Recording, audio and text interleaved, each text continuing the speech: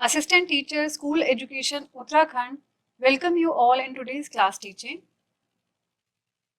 We have taken class 9th, subject English. Our textbook is Behive and the chapter name is The Little Girl. I have divided this chapter into two parts because the chapter was lengthy and it's very difficult to complete the whole chapter in a class. So this is its first part. Points here we'll be discussing. First, introduction of the chapter, theme of the chapter, text of the chapter with its detailed explanation. After that, we'll read about main characters, glossary, some hard words along with their meanings, concluding key points, and after that, a homework or project for you. Introduction of the chapter. The story, The Little Girl by Catherine Mansfield, is about a father-daughter relationship. The little girl in the story, Kezia, is so scared of her father that she hardly meets eyes with him.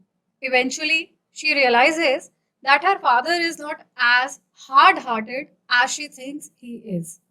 Actually ये जो कहानी है the little girl, जिनके writer का नाम है Catherine Mansfield, ये एक पिता और पुत्री की रिलेशनशिप की कहानी है जिसमें ये छोटी सी लड़की जिसका नाम है केजिया, वो अपने पिताजी से इतना डरती है कि वो उनसे आंखें तक नहीं मिला पाती। लेकिन धीरे धीरे वो इस चीज़ को रियलाइज़ करती है, महसूस करती है कि उसके पिताजी जो हैं वो इतने ज़्यादा कठोर दिल के नहीं हैं जितना कि वो सोचा करती थी। क्योंकि जब हम भी छोटे होते हैं, पेरेंट्स जो होते हैं हमें बहुत ज़्यादा टोकते हैं, डांटते हैं कि ऐसा मत करो, वैसा मत करो, और हम अपने मन में ये एक धारणा बना लेते हैं कि वो हमें प्यार नहीं करते या बहुत ज़्यादा परेशान करते हैं, जबकि ऐसा नहीं है। उनकी जो स्ट्रिक्टनेस है, उनका जो टोकना है, वो हमारी भलाई के लिए होता है और ये धीरे धीरे हमें समझ में आता है, जैसे कि केजिया को समझ में आया। Theme of the chapter is, the story is based on the theme of a young child's point of view about her father. Children take time to understand the actions of their elders. Till then, they tend to develop a negative opinion and sometimes even distrust. ये कहानी इस theme पर आधारित है कि जब छोटे बच्चे होते हैं ना, तो वो अपने पिताजी के बारे में क्या सोचते हैं। एक्चुअली जब धीरे धीरे बच्चा बड़ा होता है, तब उन्हें अपने बड़ों के एक्शंस का मीनिंग समझ में आता है। तब तक वो क्या करते हैं, अपने पेरेंट्स के प्रति एक नेगेटिव ओपिनियन बना लेते हैं कि हमारे पेरेंट्स जो है हमें प्यार नहीं करते, और कभी-कभी अविश्वास जो है वो भी स्थापित कर लेते हैं।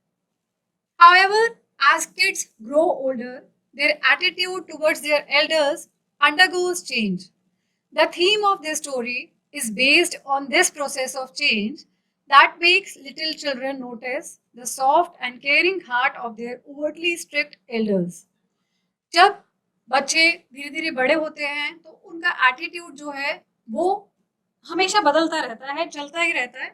ये इस प्रोसेस से होकर के गुजरते हैं, और इस कहानी की जो थीम है ये उसी प्रोसेस पर आधारित है, परिवर्तन की, जिसमें इस बच्चे ने भी ये नोटिस किया कि जो हमारे बड़े होते हैं उनके वास्तव में जो हार्ट होता है बहुत ही सॉफ्ट और केयरिंग होता है, ऐसा नहीं होता जैसा कि वो लोग समझते हैं। और मुझे लगता है आजकल ये कहानी जो है हर घर की है। हर एक बच्चा जो है वो अपने पेरेंट्स को यही सोचता है कि वो हमें कुछ ज़्यादा ही टोकते हैं, कुछ ज़्यादा ही नेगेटिव कमेंट देते हैं, जबकि ऐसा नहीं है। पेरेंट्स जो है वो हमेशा अपने बच्चों की भलाई चाहते हैं और वो ये चाहते हैं कि हमारे बच्चे जो हैं किसी गलत रास्ते पर ना चलें। Here the text of the chapter. To the little girl, he was a figure to be feared and avoided. Every morning, before going to work, he came into her room and gave her a casual kiss, to which she responded with "Goodbye, father," and oh, there was a glad sense of relief when she heard the noise of the carriage growing fainter and fainter down the long road. ये जो छोटी सी लड़की है, इसके लिए ये जो figure थी, ये जो आकृति थी पापा वाली, ये एक ऐसी आकृति थी जिससे उसे डर लगता था और वो अवॉइड करने की कोशिश करती थी, उनसे बचने की कोशिश करती थी। हर सुबह जब उसके पिताजी काम पर जाते तो वो उसके रूम में आते और उसे एक कैजुअल किस देते, अरुचिपूर्ण चुंबन देते, जिसके बदले वह पापा को रिस्पॉन्ड करती कि गुड बाय पिताजी, उन्हें बाय कहती, and oh there was a glad sense of relief. और उसके बाद वो जब उनकी गाड़ी की आवाज को जाते हुए सुनती थी कि वो धीरे धीरे फेंट होती चली जा रही है, जब गाड़ी ज्यादा दूर चली जाती है तो उसकी आवाज धीरे धीरे धीरे कम होती चली जाती है। तो जब उनके पिताजी की गाड़ी की आवाज बहुत धीरे धीरे होती चली जाती, तब उसे एक चैन की सांस जो थी वो आती थी कि आह शुक्र है अब पापा जो हैं वो चले गए हैं। In the evening, when he came home, she stood near the staircase and heard his loud voice in the hall. Bring my tea into the drawing room. Hasn't the paper come yet? Mother, go and see if my paper's out there and bring me my slippers. शाम के समय में जब पापा घर आते तो वो केजिया जो थी सीढ़ी के पास जाकर के खड़ी हो जाती और उनकी तेज आवाज को सुना करती, जो कि पापा हॉल में कहा करते थे, मेरी चाय जो है वो ड्राइंग रूम में लेकर के आओ। Hasn't the paper come yet, क्या अखबार अभी तक नहीं आया? मम्मी को बोलते वो, जाओ और देखो क्या मेरा पेपर वहां पर है, और जाओ मेरी चप्पल जो है वो लेकर के आओ। Kezia, mother would call to her, if you are a good girl, you can come down and take off father's boots. Slowly, the girl would slip down the stairs, more slowly, still across the hall, and push open the drawing room door. By that time, he had his spectacles on and looked at her over them in a way that was terrifying to the little girl. अब उसकी जो mummy थी वो पुकारती, Kezia अगर तुम अच्छी लड़की हो तो आओ नीचे और पापा के बूट्स जो हैं उसे उतारो। Slowly the girl would slip down the stairs, अब वो धीरे धीरे बेमन से सीढ़ियां नीचे उतरती और भी स्लोली हॉल का दरवाजा जो है, ड्राइंग रूम का दरवाजा वो खोला करती। हॉल के दूसरी ओर से और भी बहुत ही स्लोली मंद गति से उसे दरवाजे को धकेलती और खोलती। और उस समय उसके पिताजी जो थे वो अपने स्पेक्टेकल्स, अपने चश्मों को इस प्रकार से अरेंज करते थे और उसकी तरफ देखते थे कि वो बहुत ही डरावने लगते थे उस लड़की को, लिटिल गर्ल को, केजिया को। Well Kezia, hurry up and pull off these boots and take them outside. Have you been a good girl today? और वह केजिया को कहते कि फटाफट से इन बूट्स को उतारो और बाहर रख करके आओ। आज तुम अच्छी बच्ची थी ना, अच्छे बच्चों वाले तुमने काम किए ना। I don't know father, you don't know. If you stutter like that, mother will have to take you to the doctor. और वह अपने पिताजी के सामने हकलाती कि मुझे नहीं पता, और उसके पिताजी उसकी नकल उतारते, अच्छा तुम्हें नहीं पता, अगर तुम इस तरह से स्टटर करोगी, हकलाओगी, तो मम्मी जो है वो तुम्हें डॉक्टर के पास लेकर के जाएंगी। She never stuttered with other people, had quite given it up, but only when with father, because then she was trying so hard to say the words properly. वो कभी भी दूसरे लोगों के साथ हकलाती नहीं थी, सिर्फ अपने पिताजी के साथ, क्योंकि वो जब पापा से बात करती थी तो वो शब्दों को इतनी हार्डली बोलने की कोशिश करती थी, इतनी अच्छे से बोलने की कोशिश करती कि मुझसे कोई गलती ना हो जाए, जिसकी वजह से वो हकलाया करती। What's the matter? What are you looking so wretched about? Mother, I wish you taught this child not to appear on the brink of suicide. Here, Kezia, carry my teacup back to the table carefully. अब उसको जब वो डांटते और जब उन्होंने उसे कहा कि तुम्हें डॉक्टर के पास ले जाना पड़ेगा, तो वो कभी भी दूसरे बच्चों के साथ कभी नहीं हकलाती थी। What's the matter? What are you looking so wretched about? Mother, I wish you taught this child not to appear on the brink of suicide. Here, Kezia, carry my teacup back to the table carefully. क्या बात है, तुम इतना दुखी क्यों दिखाई देती हो? उसके पिताजी उससे पूछते और केजिया की मदर को ये कहते कि मैं चाहता हूँ कि तुम इस बच्ची को ये सिखाओ कि यह आत्महत्या करने के निकट कभी ना हो। मतलब ये इतनी दुखी दिखाई दे रही है, ऐसा लग रहा है इसको देखकर कि ये शायद आत्महत्या करना चाहती है और वो उसकी मदर को समझाते कि इसे समझाओ कि ये इतनी दुखी क्यों है और उसे कहते केजिया जाओ मेरा चाय का कप जो है वो टेबल पर ध्यानपूर्वक रख कर आओ। He was so big, his hands and his neck, especially his mouth when he yawned. Thinking about him alone was like thinking about the giant. Actually उसके पिताजी की जो आकृति थी वो बहुत ज़्यादा बड़ी थी। उनके हाथ, उनकी गर्दन, स्पेशली उनका माउथ जब वो जम्हाई लेते थे, जब उन्हें नींद आती थी, तो वो इतना बड़ा खुलता था और केजिया जब उनके बारे में अकेले सोचा करती तो उसे लगता था कि मैं किसी जाइंट के बारे में सोच रही हूँ, किसी दैत्य के बारे में सोच रही हूँ। On Sunday afternoons, grandmother sent her down to the drawing room to have a nice talk with father and mother. But the little girl always found mother reading and father stretched out on the sofa, his handkerchief on his face, his feet on one of the best cushions, sleeping soundly and snoring. Sunday की जब दोपहर होती तो Kezia की जो दादी थी उसे भेजा करती नीचे ड्राइंग रूम में कि जाओ मम्मी पापा के साथ थोड़ी सी बैठ करके अच्छी अच्छी बातें करो।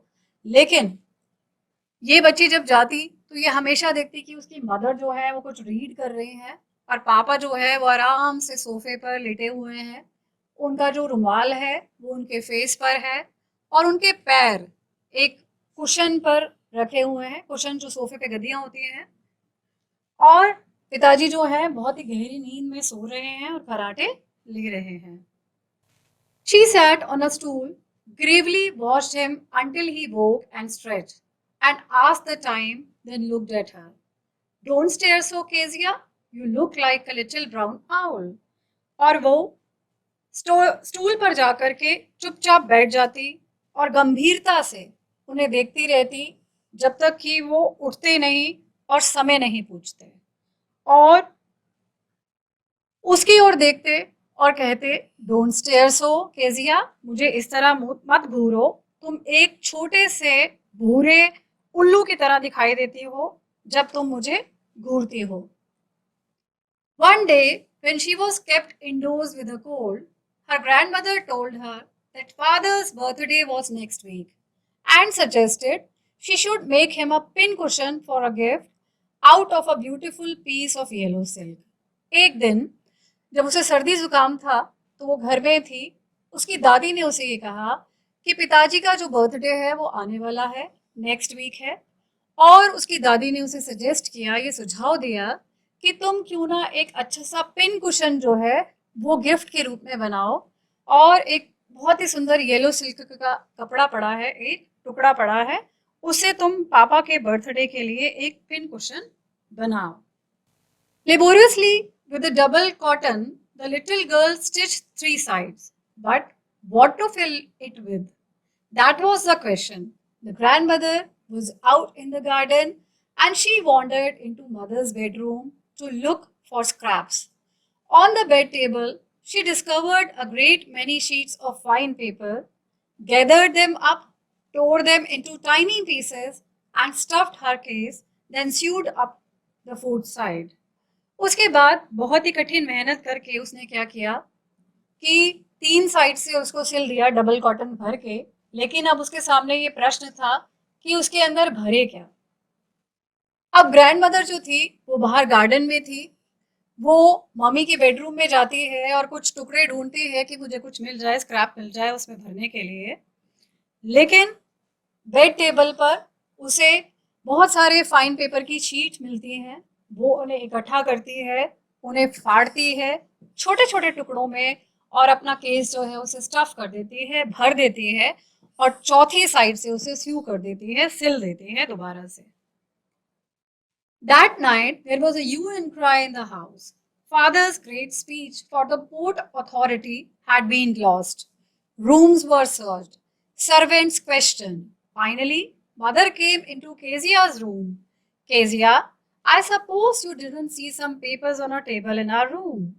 उसके बाद उस रात घर में क्रोध से भरा हुआ शोरगुल था बहुत ज्यादा, क्योंकि उसके पिताजी का बंदरगाह का जो एक महान भाषण था जो उन्होंने लिखा था वो खो चुका था।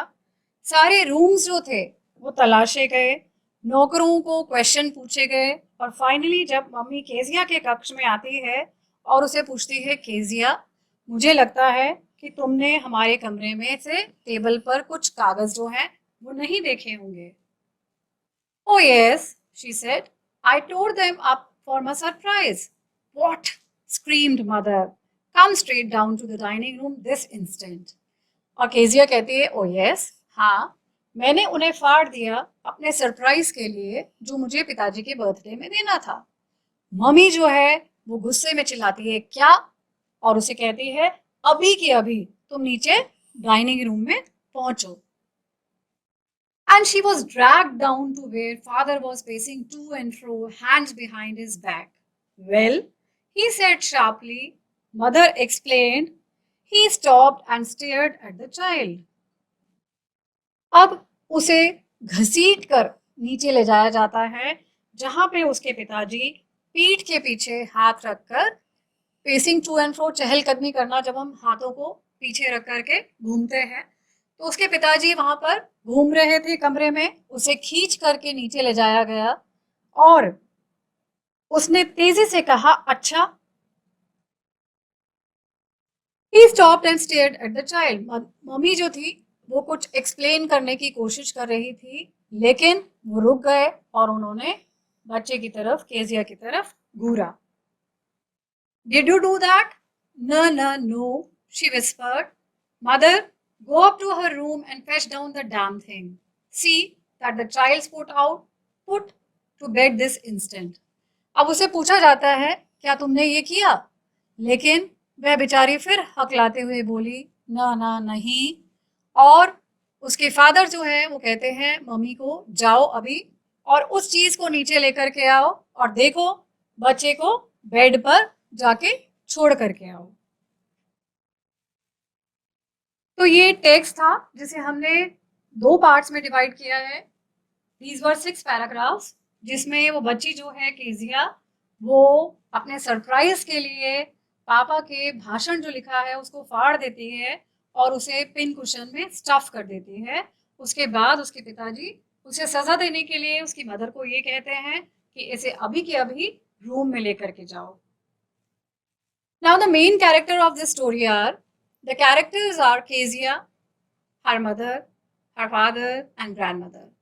The lesson revolves around a little girl who is always scared of her father, but later learns that her father showed her love by earning and this tired him out.